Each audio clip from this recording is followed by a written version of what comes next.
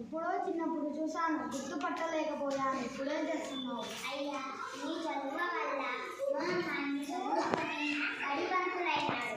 రేపే బడిలో చేరాలి, నీ దగ్గర ఆశీర్వాదం తీసుకుందామని వచ్చాను. నా చదివేముందిలేమ్మా, నీ బిడ్డను చదివించావు, అందుకే ప్రయోజకుడైనాడు. ఆ రోజు చదువుకుంటే ఏమొస్తుందిలే అనుకుని ఉంటే మోహన్ని చేపల వేటకు తీసుకొని వెళ్ళేవాళ్ళం. అవునమ్మా, మోహన్ బడికి రాకపోతే నా మనసు ఊరుకునేదే కాదు. అవునయ్యా, మీరు మా ఇంటికి ఎన్నిసార్లు వచ్చేవారో, ఎంతగా బతిమాలేవారో.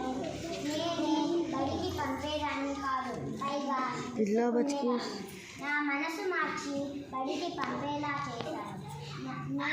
మీరే లేకుంటే నా బిడ్డ ఎందుకు పనికి రాకుండా పోయేవాడు. అవును మీరు చేసిన పని వల్ల మీరు చేసిన పని వల్ల నా జీవితాన్ని నాలాగా బడి మానేసిన పిల్లలు ఎంతోమంది ఉన్నారు.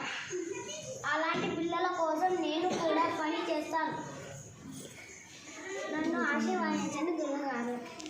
నాకు చాలా గర్వంగా ఉంది మోహన్, నీ ఆశయం చాలా గొప్పది. నువ్వు కూడా నీలాంటి పిల్లల కోసం ప్రేరణ కావాలి.